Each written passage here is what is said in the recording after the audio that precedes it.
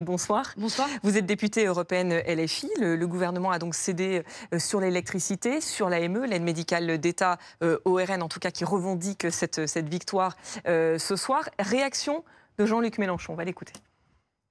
Dans 6 jours, il n'y a plus de gouvernement.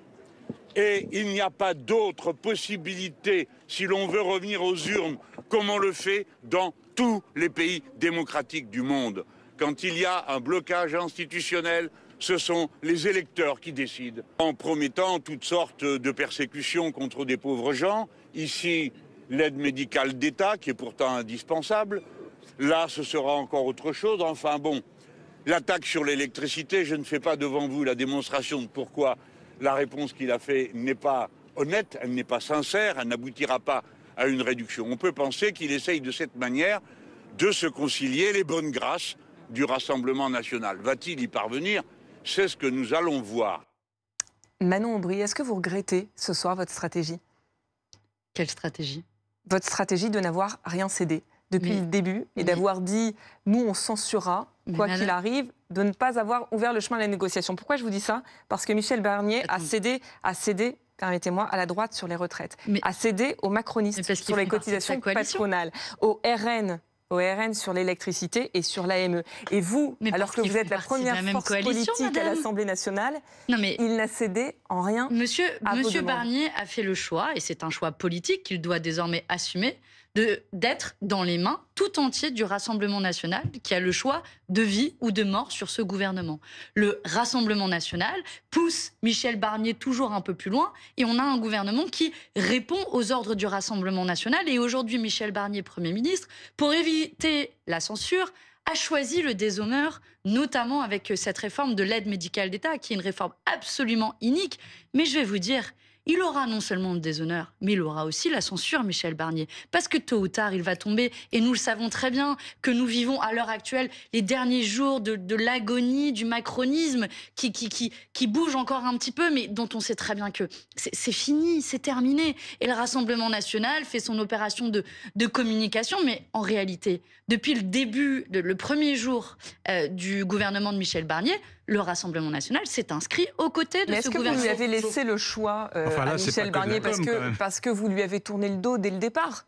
Dès le départ, en disant on censurera le gouvernement, on n'accepte pas la négociation, donc il ne pouvait pas se tourner vers vous. Est-ce qu'il n'a pas été contraint, vous l'avez pas contraint, le président de la République qui aurait dû se tourner vers nous. Il ne faut pas refaire l'histoire. Je parle de Michel Barnier en l'occurrence. Non, oui, mais avant la nomination de Michel Barnier, le président de la République aurait dû faire le choix de nommer un Premier ministre issu du bloc politique. C'est encore un autre débat. Oui, là, je vous parlais de Michel Barnier. Le problème, il vient de là. Ensuite, une fois que Michel Barnier a été nommé, il fait le choix d'une politique de droite avec une orientation d'extrême droite. Et je veux dire, vous ne pouvez pas reprocher à la gauche de s'opposer à cela, de s'opposer à l'augmentation du coût de la vie pour les plus pauvres et des cadeaux fiscaux faits par les plus riches, pour les plus riches. Et regardez dans l'exercice budgétaire. Nous, on a fait notre travail de parlementaire. Mes collègues à l'Assemblée nationale ont fait leur travail de parlementaire. Ils ont proposé de rétablir l'impôt de solidarité sur la fortune, la taxation sur les super profits, de revenir sur la suppression des 4000 postes d'enseignants, de revenir sur la hausse de la taxe d'électricité. On y reviendra parce qu'il ne revient pas complètement dessus. On a fait toutes ces propositions et elles ont été adoptées à l'Assemblée nationale. Et à la fin, Michel Barnier fait quand même le choix de passer en force avec 49.3, comme il passe en force aujourd'hui à l'Assemblée nationale contre notre proposition d'abrogation des réformes des retraites. Néanmoins, dans tous les cas de figure, s'il n'y a pas censure, c'est quand même le Rassemblement national qui aura eu gain de cause. S'il y a censure, c'est quand même le Rassemblement national qui aura gagné, parce que sans le Rassemblement national, seul, vous ne pouvez pas faire tomber le gouvernement. Donc c'est quand même le Rassemblement national qui, dans tous les cas de figure, a la main. Pour être très clair, quand on vote une motion de censure, on ne vote pas un projet politique. On fait le choix de faire tomber le gouvernement. Nous, on a assumé la cohérence. Depuis le début, on a un gouvernement, une orientation politique qui n'est pas la nôtre, qui par ailleurs ne respecte pas le choix des urnes. Michel Barnier est quand même issu d'un parti politique qui a fait 6% aux élections législatives. Donc, d'un point de vue démocratique, c'est extrêmement problématique. Et oui, nous avons fait le choix de la cohérence. On voit qu'à côté, le Rassemblement national louvoie et la béquille des macronistes, parce que pendant tout l'exercice budgétaire, quand les députés macronistes avaient piscine et n'étaient pas présents, c'est le Rassemblement national qui a fait le travail pour le gouvernement. Il faut reconnaître ce qui est, et qui, après, parce qu'ils vont changer de chemise ou parce que l'opportunité est bonne, ils vont faire un choix de faire tomber ce gouvernement. Mais nous, à côté, on a le choix au moins le mérite de la cohérence. Je pense que vous pouvez nous reconnaître ça par rapport au Rassemblement national, avec un cap politique. Mais c'est pas un jusqu'au boutisme, vous dites le choix de la cohérence. Non, c'est pas un jusqu'au boutiste. Est-ce que vous arc-boutez pas sur vos positions? Et au bout d'un moment, écoutez, Michel Barnier, c'est ce qu'il dit. Il dit il faut être responsable, il faut que chacun fasse des concessions. Et il explique, il dit voilà, moi je fais un pas, j'avance, mais en retour, j'attends que les oppositions fassent aussi un pas vers moi. Quelle concession, première chose, quelle concession Michel Barnier a fait aux centaines de propositions que nous avons faites dans l'exercice budgétaire et d'ailleurs adoptées par l'Assemblée nationale. Adoptées par on peut revenir après sur l'électricité parce qu'en réalité, sur l'électricité, c'est un trompe-l'œil. Quand Michel Barnier dit qu'il revient sur la hausse de l'électricité, de la hausse des taxes sur l'électricité, il revient sur la moitié de cette hausse du prix de l'électricité et les taxes sur le mégawattheure vont quand même passer de 20 à 33 euros, ce qui représentera une hausse de 75 euros par an pour les ménages français, 75 euros par an, en plus de taxes sur l'électricité. Et enfin, je voudrais dire, quand vous nous dites non, mais vous n'avez fait aucune concession, etc., prenons juste l'exemple d'aujourd'hui. C'est une journée de niche parlementaire. De 9h à minuit, on fixe l'agenda. On a fait beaucoup de propositions, et notamment la proposition d'abrogation des réformes des retraites. Vous croyez que les macronistes, ils ont fait une concession ? Non, ils ont fait de l'obstruction parlementaire. Ils ont discuté pendant 10 heures sur le titre d'une proposition de loi. Ils ont multiplié, fait des centaines d'amendements juste parce qu'ils ne voulaient pas... Je vais vous redonner, excusez-moi, je vais vous redonner la parole dans un instant. Non, monsieur Geoffrin, ce qu'eux, ils ont fait, je termine juste là-dessus, ce qu'eux, ils ont fait, c'est que le gouvernement fixe l'agenda, pas nous. Excusez-moi. On a une seule journée, monsieur Geoffrin. Excusez-moi, on a notre reporter qui nous attend en direct de l'Assemblée nationale. Et je pense que ça va vous intéresser parce que vous savez que ce soir, on est en train de discuter de cette proposition de loi LFI pour abroger la réforme des retraites dans le cadre de sa niche parlementaire. Et regardez cette photo. Ce soir, Naoufel El Kawafi, vous êtes sur place. Extrême tension dans l'hémicycle. Racontez-nous ce qu'il s'est passé. Je peux vous dire, Perrine, en fait, que plus le temps passe, plus on s'approche de la fin des débats, c'est-à-dire minuit, plus on sent cette tension monter d'un cran. On a assisté effectivement, il y a un peu moins d'une heure, à une scène, on peut le dire, surréaliste dans l'hémicycle. On a tout simplement évité de justesse une altercation physique. Ça s'est passé aux alentours de 22h35, juste avant une énième suspension de séance. Le député MoDem, Nicolas Turquois, qui s'est approché d'un député socialiste, Mickaël Boulou, très remonté, il s'en est pris verbalement et presque physiquement à lui. La tension était tellement forte que le président du groupe MoDem, Marc Fesneau, a dû intervenir pour éviter que ça dégénère. Regardez justement cette scène surréaliste. Simplement dire, effectivement, après la suspension de séance, il y a eu un échange vif entre un collègue du groupe MoDem. Attendez. Mais... Enfin, non mais attendez. D'abord, il n'y a pas eu d'acte de violence. Je pense qu'il y a eu des... Personne. Mais attendez, laissez-moi. L'un de vos collègues, en effet, a menacé d'abord notre collègue socialiste. Puis, alors que je lui demandais de quitter l'hémicycle, est venu me menacer. Et heureusement, monsieur Fesneau, effectivement, que vous étiez là pour retenir le collègue de votre groupe, mais aussi, et je les remercie, que les huissiers sont intervenus pour le faire reculer. Parce que sinon, je ne suis pas sûr du fait qu'à la fin de la soirée, je ne me serais pas pris une baigne. Voilà pour cette scène qu'on a pu vivre il y a quelques instants, qui montre et qui témoigne de la tension qui monte d'un cran ici à l'approche de la fin des débats. Vous savez qu'il y a cette niche parlementaire de la France Insoumise qui propose l'abrogation de la réforme des retraites. Mais ça traîne parce qu'il y a eu plus de 800 amendements à examiner avant la fin des débats à partir de minuit. Autant vous dire qu'il n'y a pas de suspense, ça aboutira pas à un vote ce soir. Merci Naoufel El Kawafi. On va se retrouver dans les prochaines minutes et on suit le déroulé de cette séance avec vous. Vous avez eu des échos de ce qu'il s'est passé, Manon? Oui, j'ai eu des échos de mes collègues qui ont raconté exactement ce que votre journaliste sur place a raconté. Un député MoDem qui s'en est pris à un député socialiste, exactement Nicolas Turquois, qui s'en est pris à un député socialiste et qui ensuite a menacé mon collègue Antoine Léaumont et qui dit quelque chose du niveau de tension. En fait, le camp macroniste est tellement prêt à tout. Ils ont fait de l'obstruction parlementaire toute la journée. Ils ont multiplié les rappels au règlement, les suspensions de séance, etc. pour enfin en venir quasiment aux mains. Et tout ça n'est pas un jeu en réalité. Ce dont on parle, l'abrogation de la réforme des retraites, c'est la condamnation de millions de Françaises et de Français à 2 ans de travail supplémentaire. Et moi, je dois vous dire ce soir que je suis vraiment dans une colère folle. Je veux dire, Les macronistes ont le droit d'être en désaccord avec moi. C'est la démocratie. Ils ont le droit de soutenir cette réforme des retraites. Par contre, ils n'ont pas le droit d'empêcher les députés à l'Assemblée nationale d'en débattre. Ils n'ont pas le droit de faire de l'obstruction parlementaire. Ils n'ont pas le droit, comme ils sont en train de le faire, de bafouer, de piétiner la démocratie. Et vous voyez, je m'énerve parce que je pense aux millions de gens qui nous écoutent et qui ont le dos cassé, qui n'arriveront même pas jusqu'à la retraite parce qu'il y a des gens qui sont prêts à tout et qui ont raconté n'importe quoi toute la journée, y compris qu'à 64 ans, on peut tout à fait très bien travailler, mais manifestement, ils ne vivent pas la même vie que les gens dans ce pays. On va retrouver dans quelques minutes, dans les prochaines minutes, Antoine Léaumont, justement, qui sera en direct et qui va nous expliquer précisément ce qu'il s'est passé ce soir, mais quand même le spectacle que ça donne aux Français. On est en pleine séquence. Franchement, on est dans une séquence politique des plus incertaines. On ne sait pas si la semaine prochaine, on va avoir un gouvernement. Et là, ce soir, regardez ce qui se passe. On a les députés qui en viennent quasiment aux mains. C'est d'autant plus étonnant, ce climat de violence rentrée et contenue quand même, qu'il n'y avait aucune chance pour que cette abrogation soit adoptée.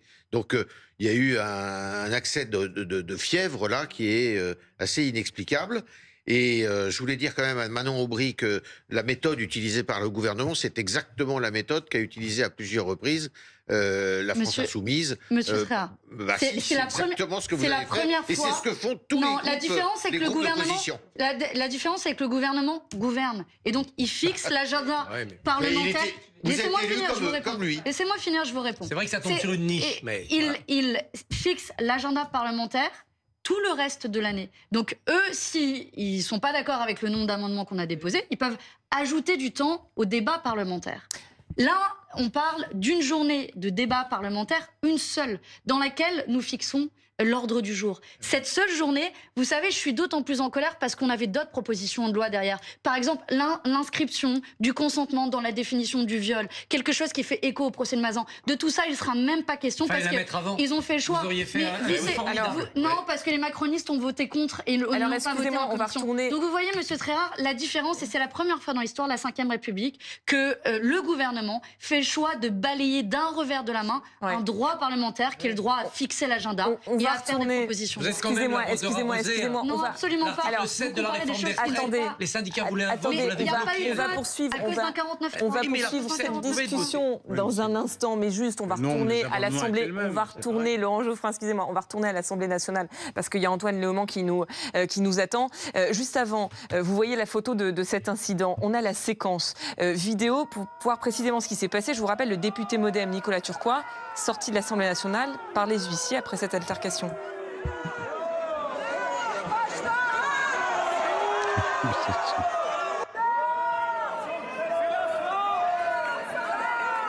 Voilà les images qui sont quand même franchement étonnantes. On va retourner à l'Assemblée nationale. Naoufal El Kawafi, vous êtes avec Antoine Léaumont qui a expliqué avoir été menacé physiquement. Oui, on vous parlait justement de cette scène surréaliste qu'on a vécue avec le député MoDem Nicolas Turquois qui a donc dû être exclu de l'Assemblée nationale par les huissiers. On est justement aux côtés d'Antoine Léaumont, député de la France Insoumise. Vous avez dit avoir été physiquement menacé, en tout cas physiquement de sa part. Qu'est-ce qui s'est passé pour qu'on comprenne ? Il était en train de menacer d'abord M. Boulou en tendant son doigt. Alors moi, j'entendais pas, j'étais en bas de l'hémicycle et je lui disais dehors maintenant, sortez, si vous êtes violent, sortez. Il est descendu, il est venu vers moi, il m'a dit à cause de toi je suis menacé, ce qui n'est pas vrai. Il a évoqué l'envoi de mails des gens qui interpellent en ce moment les députés macronistes pour qu'ils retirent les amendements pour que nous puissions aller jusqu'à un vote sur l'abrogation de cette réforme des retraites à 64 ans. Et puis ensuite je lui ai dit allez dehors, sortez maintenant.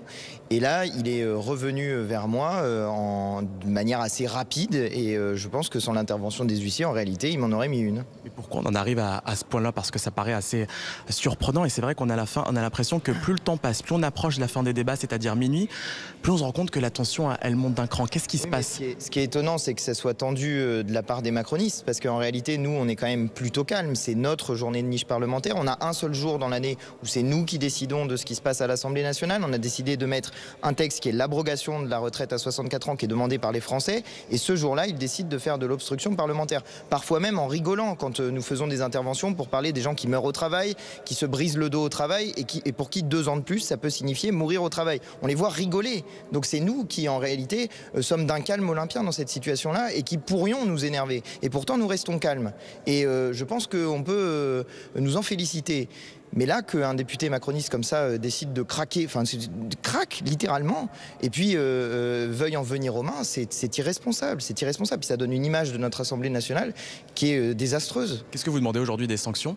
Mais moi, je demande que, là, déjà, M. Turquois est sorti de l'Assemblée nationale, c'est une bonne chose. Je pense qu'il faut des sanctions, oui, compte tenu du fait que c'est pas normal. Nous sommes sanctionnés pour des propos que nous tenons dans l'hémicycle. Moi, j'ai été sanctionné pour avoir rappelé que l'extrême droite avait été héritière de Vichy. J'ai été sanctionné pour ça. Et ensuite, un député, parce qu'il est de la majorité, ne serait pas sanctionné alors qu'il en vient à des voies de fait dans l'Assemblée nationale. Enfin, tout ça est anormal. Mais cette violence physique qui a failli s'exprimer à l'Assemblée nationale, c'est que le reflet de la violence sociale des macronistes qui veulent faire travailler les gens 2 ans de plus et qui, d'une certaine manière, se fichent de savoir que des gens vont mourir au travail ou avoir le dos brisé par 2 années de travail supplémentaires. Merci beaucoup pour votre réaction concernant cette altercation qu'on a vécue donc à l'Assemblée nationale. Allez, un peu moins de 30 minutes maintenant de la fin des débats. Et autant vous dire qu'il y a très peu de suspense. C'est bien cette niche parlementaire n'aboutira pas à un vote. Merci Naoufel El Kawafi. Vous restez avec nous. On va continuer de suivre cette soirée en direct de l'Assemblée nationale. Manon Aubry, vous avez plus d'écho sur ce qu'il s'est passé. De quoi c'est parti, ces altercations ? De ce que j'ai compris de mes collègues qui étaient présents dans l'hémicycle, il y a eu une discussion sur le nombre d'amendements qui restaient, le nombre d'amendements à retirer, pour essayer d'avancer au moins la discussion. Donc c'est vrai que le fait de base, c'est ce que décrivait très bien mon collègue, c'est cette situation ubuesque dans laquelle les macronistes mettent absolument tout en œuvre pour éviter qu'il y ait Il y a eu plus de 800 amendements déposés par le bloc central. Y compris des amendements complètement lunaires, qui sont clairement de l'obstruction, qui ne sont même pas un débat de fond. De nouveau, moi, j'entends tout à fait qu'il y ait des gens dans le pays qui défendent une retraite à 64 ans. Il se trouve qu'ils sont minoritaires à l'Assemblée nationale, ils sont minoritaires dans l'opinion publique, et la raison pour laquelle on avait fait le choix en priorité de cette proposition de loi en numéro 1, c'est parce qu'on savait qu'on pouvait avoir une majorité à l'Assemblée nationale, on savait qu'on pouvait le faire adopter, on savait que ça faisait écho à énormément d'attentes, je veux dire, à des gens qui peut-être nous regardent ce soir, qui ont 60, 61, 62 ans, dont l'âge de départ aurait été très concrètement impacté par l'adoption de cette loi d'abrogation. On va y revenir sur le fond parce que, alors, faut préciser, il y a 2 choses qu'il faut préciser. C'est qu'on est dans le cadre d'une niche parlementaire. Donc une niche parlementaire, ça veut dire qu'à minuit, c'est ce qu'on appelle un peu les journées Cendrillon, c'est qu'à minuit, tout s'arrête. Et si ça n'a pas été voté, il n'y a pas de vote. Donc. Mais le fait est que, voilà, s'il y avait pu avoir un vote, et on n'en prend visiblement pas le chemin, il y aurait ensuite eu le Sénat qui est opposé à cette abrogation de la réforme des retraites. Donc, sauf que les communistes s'étaient engagés à le mettre dans leur niche au Sénat et l'Assemblée nationale, sur toutes les propositions de loi, a le dernier mot. Donc oui, il aurait été possible d'adopter cette abrogation de la réforme des retraites. Et concrètement, je le redis parce que... Vous auriez eu un article 40 sur la création d'un coup financier, il aurait tombé comme ça. On peut essayer tous les coups antidémocratiques et ce gouvernement n'en est pas à son premier fait d'ordre. Je rappelle que la réforme des retraites, originellement, a été adoptée par 49-3. Donc en réalité, il n'y a jamais eu de vote. Moi, j'en conteste la nature. Ça tombe bien, M. Tréhard, je suis pour la 6ème République et un changement de constitution. Mais à un moment, avant d'évoquer dans la rue, c'est pas tout à fait légitime démocratiquement. Avant d'évoquer le fond et l'abrogation de la réforme des retraites, quand même, ces images, parce que je suis désolée, mais est-ce qu'on a déjà vu ça à l'Assemblée nationale, un député sous la 3e République, se faire sortir par les huissiers? Sous la 3e République, oui. Il n'y avait pas de caméra. Il n'y avait pas de caméra, des menaces, des violences, il y en avait beaucoup. Là, je parle de l'actualité, enfin de la vie politique récente. On a vu assez régulièrement des huissiers discrètement s'interposer. Bon, là, ils sont intervenus pour l'extraire. C'est un degré de gravité assez élevé. Les sanctions ne sont pas énormes. Vous savez, vous avez rappel à l'ordre, censure simple ou censure avec exclusion. Le maximum, c'est d'être exclu pendant 15 jours de séance. Ça peut faire un peu plus de temps, avec privation de la moitié de votre indemnité pendant 2 mois. C'est pas non plus... voilà, on peut pas chasser un député. Il y a aussi l'immunité parlementaire, vous savez. Vous n'êtes comptable de rien devant la justice, de ce que vous avez dit dans l'hémicycle. Voilà. Ça se gère entre députés. Vous pouvez être sanctionné par vos pairs, par le bureau de l'Assemblée nationale où la gauche est majoritaire, donc il y aura sanction, mais vous ne pouvez pas vous retrouver devant un tribunal. Ah, ça se gère uniquement au sein de l'Assemblée nationale. Oui, immunité parlementaire. Sauf si elle est levée, et il peut y avoir un vote pour lever l'immunité. Mais même en cas d'agression physique. Non, justement, en cas d'agression physique, l'immunité serait probablement levée. Ça ne sera pas le cas cette fois-ci. Je ne pense pas que ça sera le cas, une levée d'immunité. Enfin, quand même, je reviens sur cette image pour décrypter un petit peu ce qui est en train de se passer. Depuis de toute façon 6 mois, les Français se disent le problème. Là, on a franchi un cap, là, quand même. Mais les Français se disent le problème, ce n'est pas. En termes de tension, de violence. Les Français Français se disent ce n'est pas Barnier, le problème ce n'est pas Macron, c'est pas Mélenchon. Le problème, c'est les politiques. Le problème, c'est la démocratie parlementaire. On voit monter dans le pays un rejet de la démocratie représentative parlementaire vous avez raison. et de la politique très inquiétant. Vous avez raison.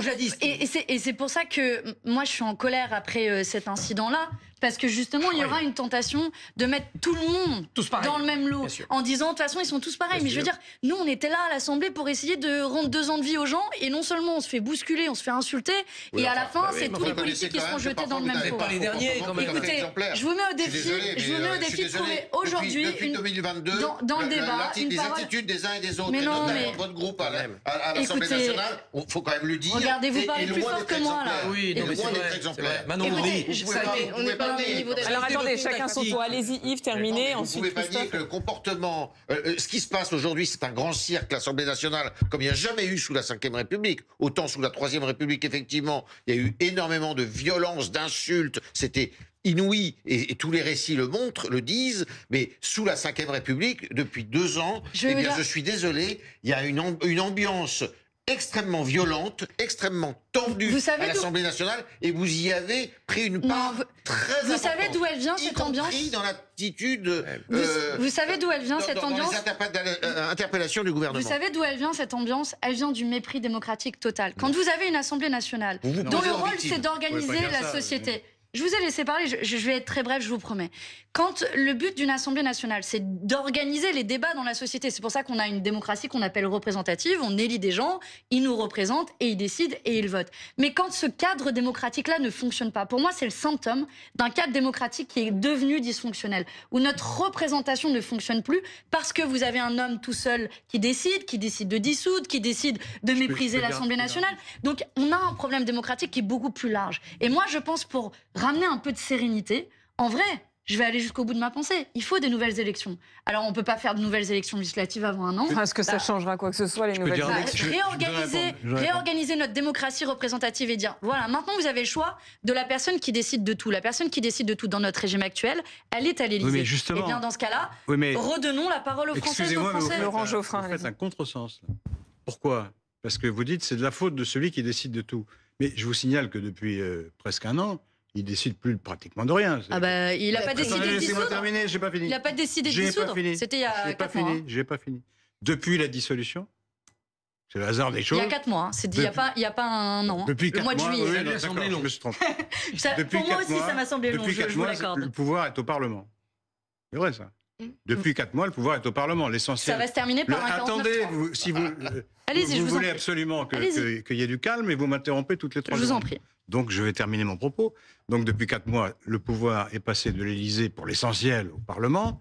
Et le Parlement avait tout loisir d'organiser les débats de manière sereine, de trouver des compromis, de faire en sorte qu'il n'y ait pas d'incident ridicule comme celui-là, et donc de montrer que votre 6e République est une bonne idée, puisque c'est le Parlement qui, dans votre système, c'est un régime parlementaire que vous voulez. C'est un régime d'assemblée même, c'est celui de 93, de Robespierre, quoi. Et qui était la constitution la plus démocratique de l'histoire, mais elle n'a jamais été appliquée, mais c'était démocratique. Donc c'est ça votre idée. Vous avez une sorte de laboratoire pour le faire, c'est-à-dire, pas vous personnellement, hein. Les députés dans leur ensemble avaient un laboratoire pour montrer que le Parlement pouvait gouverner le pays, par délégation, en nommant un gouvernement, en acceptant un gouvernement, et ensuite en votant des lois. Au lieu de ça, qu'est-ce qu'on a ? Un blocage, une motion de censure, le gouvernement va tomber, il a fallu je ne sais pas combien de semaines pour en trouver un. Enfin, c'est exactement le contraire de ce qu'il fallait faire pour réhabiliter le rôle du Parlement. Et alors, qu'est-ce que vous avez trouvé comme solution ? C'est de dire, oui, mais alors pourquoi ça ne marche pas ? C'est parce que le président, il faut remettre un président. Pour mettre un président, donc il faut que le roi, le monarque républicain revienne, quoi. Et à ce moment-là, lui, il pourra gouverner. Monsieur, qu'est-ce qui s'est passé ? Vous avez fait la démonstration absolument inverse de vos propositions. Je vais vous répondre. Qu'est-ce qui s'est passé ces 4 derniers mois ? On a une nouvelle Assemblée nationale, beaucoup plus morcelée et composite que la précédente, avec des majorités plus difficiles.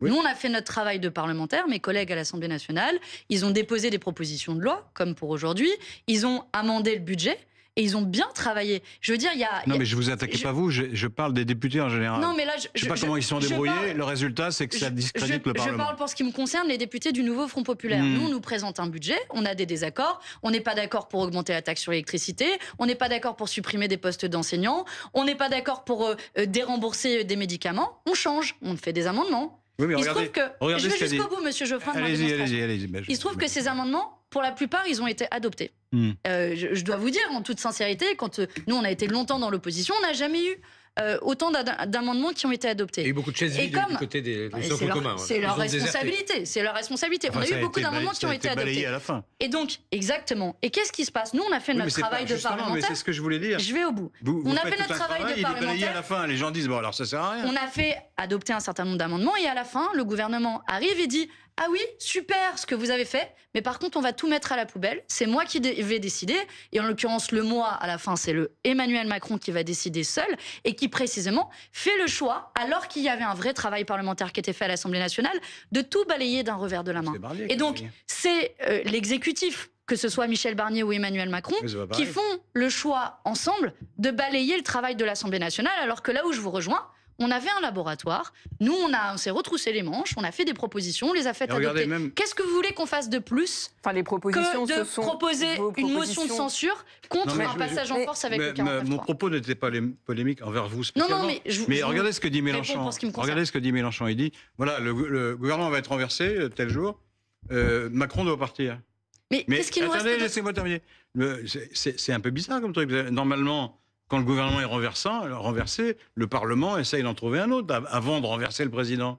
Lui, peut-être en terminer, le Parlement n'a plus rien à dire. Macron s'en va, il y a une élection présidentielle et on repart à zéro. Mais c'est une manière de faire passer sous la table complètement les députés, ça. Mais vous voyez bien que la situation... Dans ce qu'il vient de dire sous nos yeux. Monsieur Geoffrin, vous voyez bien que la situation actuelle, elle est intenable. Nous avons dit depuis le début, nous étions le premier bloc, on a fait une proposition d'un nom de Premier ministre avec Lucie Castet.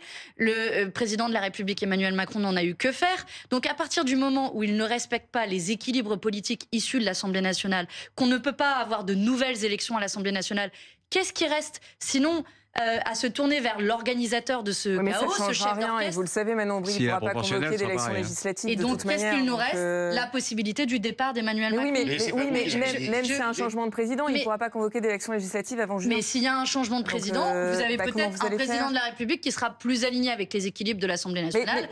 Et ensuite, on aura une dissolution. Et donc, après, on aura une dissolution. Les Français décideront. La dernière fois, pour les législatives, on nous a dit pendant 27 sondages dans l'entre-deux tours que ce sera le Rassemblement national et Jordan Bardella qui ira à Matignon. C'est pas ce qui s'est passé. Mais ce gouvernement, il aura le même problème. Moi, je respecte les gens voteront. S'il y en a qui veulent voter... Manon Aubry, ce gouvernement, il aura le même problème, parce qu'il aura la même Assemblée nationale. Donc ça ne changera rien. Sauf que vous n'aurez pas le même président de la République. Et si vous avez si vous avez un président de la République qui fait le choix de ne pas écraser l'Assemblée nationale, mais de la respecter...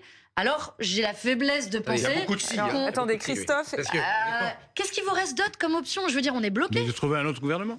Lequel, monsieur par exemple, avec ces macronistes qui s'en prennent à nous. L'opposition va renverser un gouvernement. Et elle dit elle-même, comme vous venez de le dire, on va renverser le gouvernement, c'est vrai, mais alors lequel on va mettre à la place ? Non, nous on dit Lucie Castet. Alors, il y a quelqu'un d'autre à gauche. Il y a quelqu'un d'autre à gauche qui fait une autre proposition, c'est le plan Boris Vallaud, c'est de dire, bon, Lucie Castet c'est périmé parce que le NFP seul s'est censuré tout de suite. Laissons les LFI de côté, ils ont accepté de ne pas être dans un gouvernement, ils l'avaient dit fin août, et on essaye d'élargir la majorité vers le centre avec les macronistes de gauche, plus nombreux que vous ne pensez, et peut-être même jusqu'au MoDem ou à certains membres de la droite. Le MoDem qu'on a vu ce soir ? Pas celui-là, c'est sûr, pour essayer de faire quelque chose qui soit un peu plus stable que Barnier et beaucoup plus social que Barnier. Est-ce que vous laisseriez cette expérience se tenter ? Monsieur, je vais vous donner des exemples très concrets, parce que moi je suis prête à la discussion. Sur la réforme des retraites, c'est quoi le compromis avec les macronistes sur le rétablissement de l'impôt de solidarité sur la fortune ? Par exemple, avec les macronistes sur les retraites, le compromis il est très simple. C'est les partenaires sociaux ont engagé une discussion à l'initiative de Barnier et ils vont faire des propositions de correction de la réforme Borne pour que les injustices soient rabotées. Vous savez comme moi qu'ils ont défendu mordicus cette réforme des retraites. Ils ont fait de l'obstruction parlementaire toute la journée. Vous voyez bien qu'il n'y a pas de compromis. Si les partenaires sociaux disent corriger ceci ou cela... On a fait campagne sur la base de l'abrogation de cette réforme des retraites. Alors attendez, excusez-moi. on va reprendre cette discussion dans un instant, mais il y a Naoufel El Kawafi qui nous attend en direct de l'Assemblée nationale, parce qu'on va quand même revenir sur cet incident ce soir. Naoufel, ces images que l'on voit, images invraisemblables, inédites, nous disait tout à l'heure Christophe Barbier et Yves Tréhard sous la Ve République. On a quand même un député, il faut replacer le contexte, niche parlementaire LFI, discussion autour de la proposition de loi d'abrogation de la réforme des retraites déposée par la France Insoumise, et donc cette altercation ce soir avec un député MoDem qui se fait sortir par les huissiers de l'Assemblée nationale. Oui, absolument, Perrine. Et je peux vous dire qu'à un peu moins de 10 minutes maintenant de la fin des débats, la tension allait monter véritablement d'un cran. Vous le disiez, avec cette altercation. En tout cas, on a évité de très peu l'altercation physique, avec des moments de tension très importants. Qu'est-ce qui s'est passé? C'était aux alentours de 22h30, 22h35. Le député MoDem Nicolas Turquois, juste avant une énième suspension de séance, s'en est pris à un député socialiste, Mickaël Boulou. Il s'en est pris très remonté verbalement et a failli s'en prendre à lui physiquement. La raison, on y comprend un peu plus à l'heure où on se parle. En tout cas, ses collègues nous expliquent qu'il aurait été victime de plusieurs mails de menaces, d'insultes également dans sa boîte mail, mais également celle de sa belle famille, ce qui aurait amené à ce gros moment de tension. Il a été immédiatement exfiltré de l'hémicycle. Je vous propose justement de revivre ces images.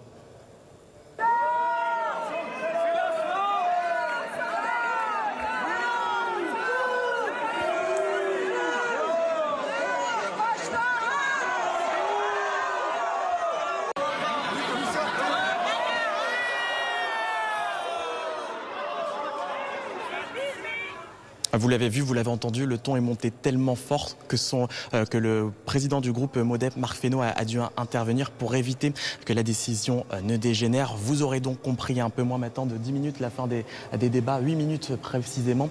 La tension est plus que palpable. Merci Naoufel El Kawafi. On continue de suivre ces débats, ces 10 dernières minutes. Alors bon, voilà, pour l'instant c'est un peu compliqué de connaître précisément l'origine de cette altercation, peut-être cet échange de mails. Bon, tout ça reste à vérifier. Il n'empêche, ce soir, ce que l'on a, c'est ces images. On a des images d'un député c'est exceptionnel, c'est rarissime. Qui est en train de se faire exfiltrer de l'Assemblée nationale par des huissiers. Les huissiers s'étaient interposés déjà au moment du débat sur le mariage pour tous entre des conseillers de Christiane Taubira, la garde des Sceaux de l'époque, et des militants de droite, des députés de droite qui étaient descendus des travées. Ça n'avait pas été aussi spectaculaire que cela, ça avait été quand même très virulent. En 56, alors c'était la 4e, on s'était battu entre poujadistes et communistes dans l'Assemblée, on s'envoyait des sièges à la figure. Et en 1904... Il y avait des députés communistes qui s'étaient enchaînés à leur banc à cause de Ridgway et la peste. Voilà, ça, différent, au moment de la guerre de Corée. Et en 1904, là, pareil, on s'était battu dans la fameuse affaire des fiches. C'est-à-dire, on faisait des fiches sur les francs-maçons qui pouvaient être au sein de l'armée. Et là aussi, on s'était battu physiquement.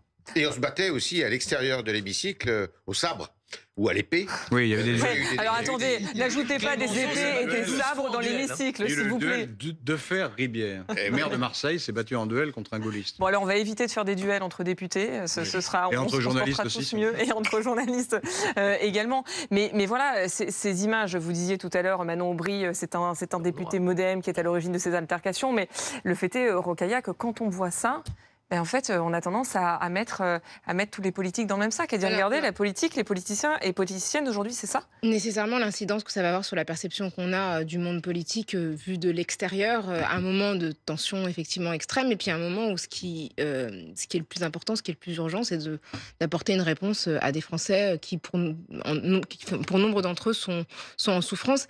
C'est malheureux, mais nécessairement, ça aura une conséquence négative sur... une ambiance, une atmosphère, une perception qu'on a en général des politiques. Après, moi, je dois avouer que je suis extrêmement surprise par ce niveau de violence, qui, même si vous avez cité des incidents préalables à la Ve République, correspondent quand même à une époque où on se battait peut-être plus volontiers, où on acceptait une certaine violence masculine comme étant un élément comme étant un élément culturel acceptable. Aujourd'hui, on est dans une époque différente, et c'est extrêmement choquant de voir cela survenir. Il y a déjà eu des histoires avec ce député MoDem, Nicolas Turquois? Moi, personnellement, je n'ai pas souvenir de ça. Il paraît qu'il a Il a le sang chaud, comme on dit, il a du caractère, mais il faudrait connaître la cause exacte. Parce que, mais quoi qu'il arrive, ça ne justifie pas. Mais ça ne justifie en rien, de toute manière, la violence physique à l'intérieur de l'hémicycle. Le bureau va être saisi et les fonctionnaires de l'Assemblée nationale sont des scribes très minutieux. Donc ce qui a été dit, ce qui a été échangé sera vraiment bien recensé, bien consigné. Et quand bien même, quels que soient les propos échangés, le geste ne pourra jamais être justifié. C'est-à-dire que ça permettra de documenter la situation et son contexte. Mais de fait, voilà, c'est ça, le geste, il est là. C'est tout le paradoxe. Normalement, une Assemblée nationale, elle est faite pour canaliser la violence. C'est l'histoire de la démocratie représentative. Elle est faite pour organiser une forme de violence légitime qui s'exerce à travers l'État. Et si maintenant la politique devient ça, alors... Oui, il va falloir qu'il s'interroge sérieusement sur le mal bien plus large qu'il va faire, y compris à toutes celles et tous ceux... Moi, je me lève le matin en me disant mais pourquoi je vais aller me battre ? Je vais aller me battre au Parlement européen contre l'accord de libre-écéchange avec le Mercosur. C'est plus calme l'ambiance au Parlement européen ? C'est une bonne question. Je crois qu'on n'a jamais eu d'image qui ressemble à ça. C'est plus feutré. Mais la différence, c'est que beaucoup se déroule à huis clos, ce qui pose d'autres problèmes démocratiques à mon sens. Il y a beaucoup de choses qui se passent, mais dont vous, les médias, vous n'aurez pas accès. Là où à l'Assemblée nationale, tous les échanges finalement sont filmés et le cœur de la démocratie représentative se déroule au sein de l'hémicycle, ce que je trouve qui est plutôt sain. Mais maintenant, c'est clair qu'il y a un échec de la démocratie représentative si on n'est plus capable de canaliser la violence légitime. Ça fait écho quand on voit ces images. Le MoDem est un parti décidément extrémiste. Ce sont des gens dangereux. Non, mais c'est vrai que ça vient d'en député MoDem. Alors encore une fois, il faudra déterminer le contexte, parce que là, c'est vrai qu'on a les images, on n'a pas les contextes. Donc c'est toujours problématique. Mais quand même, mais quoi qu'il arrive, ces images, effectivement, elles sont regrettables. Et ça fait quand même écho à ce qu'a dit Michel Barnier. Quand Michel Barnier dit à un moment donné, il s'adresse aux parlementaires, il dit il faut être responsable. Soyez responsables. L'avenir du pays est entre vos mains. Là, on a un gouvernement. On ne sait pas ce qui va se passer la semaine prochaine. Ça se trouve, dans 6 jours, on n'a plus de gouvernement. On est déjà dans une crise politique. On va avoir une aggravation de la crise politique. Et ce soir, regardez la scène à laquelle on assiste à l'Assemblée nationale. Ça donne quand même raison à Michel Barnier quand il renvoie la balle aux parlementaires en disant en fait, c'est vous le problème, c'est vous qui n'êtes pas responsable dans cette séquence. Moi, ce que je pense qui était irresponsable de la part de Michel Barnier, c'est de sceller son sort dans les mains du Rassemblement national, qui fait qu'on est dans cette situation instable que vous décriviez, où à un moment ou un autre, dans 1 jour, 3 jours ou 4 jours, ou probablement la semaine prochaine, le Rassemblement national va appuyer sur le siège éjecte. Et ça, il le savait depuis le début, Michel Barnier, on ne va pas se raconter d'histoire. Oui, mais... Quand il constitue ce socle commun, là, vous extrapolez, en se tournant vers le Rassemblement national. Non, mais puisqu'on parle de responsabilité, il y a une responsabilité politique.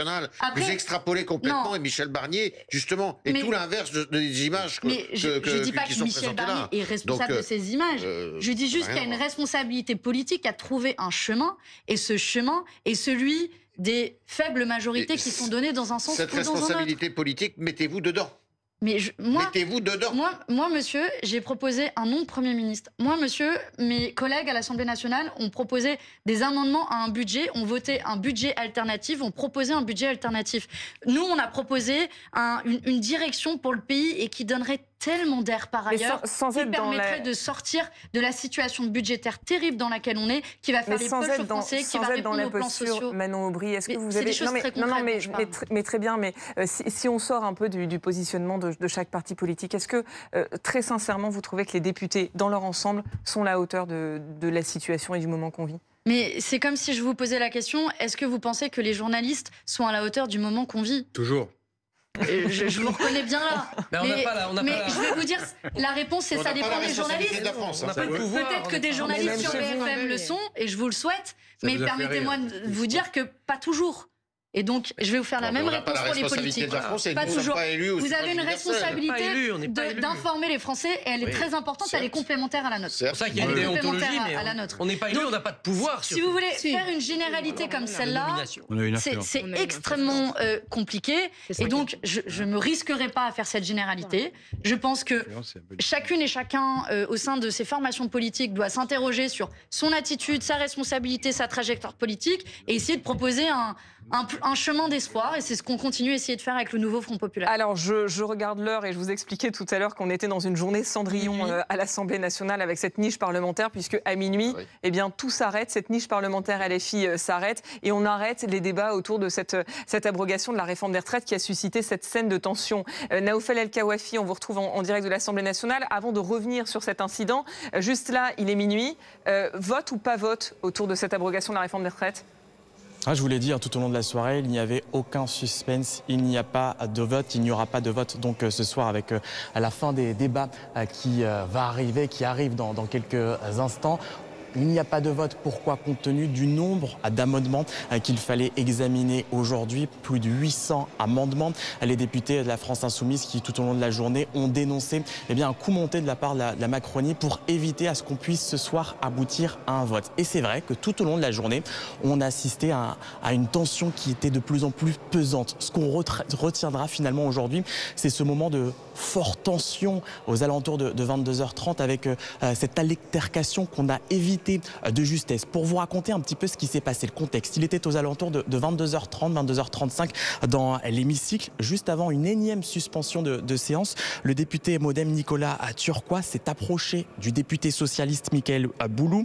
Très remonté, il s'en est pris verbalement et presque physiquement à lui. La raison, on y voit un peu plus clair. En tout cas, ses collègues, vous entendez la fin de cette séance sans vote, vous l'aurez donc compris. La raison de cette altercation, ses collègues nous expliquent en tout cas que tout sera à l'origine de mails qui auraient été envoyés, mails d'insultes et de menaces à son encontre, mais également à l'encontre de sa belle famille. Le ton, rendez-vous compte, est monté tellement fort qu'il a fallu que le président du MoDem, Marc Fesneau, intervienne pour éviter que cela dégénère, que le député MoDem soit exfiltré par les huissiers. Cela arrive, autant vous dire, presque jamais. Le ton, je vous le disais, est monté très rapidement, à tel point que le vice-président a demandé à ce qu'un bureau national soit convoqué avec d'éventuelles sanctions. Ce qu'on nous explique aussi ici, c'est que c'est pas la première fois que Nicolas Turquois se fait remarquer avec ce genre d'incident. C'est ce genre d'altercation. Il y en a eu une en juillet dernier, cette fois-ci avec le député de la France Insoumise, Jean-Philippe Tanguy. Voilà pour cette fin de séance qui n'aboutit pas donc sans suspense à un vote, avec ce moment de tension qu'on retiendra bien évidemment. Merci Naoufel El Kawafi. Alors je fais juste une petite précision, c'était pas le député LFI Jean-Philippe Tanguy, c'était député RN, parce que Manon Aubry a fait les gros yeux. On va peut-être revoir la vidéo et écouter cette séquence, le moment où le député MoDem Nicolas Turquois est donc sorti de l'Assemblée par les huissiers.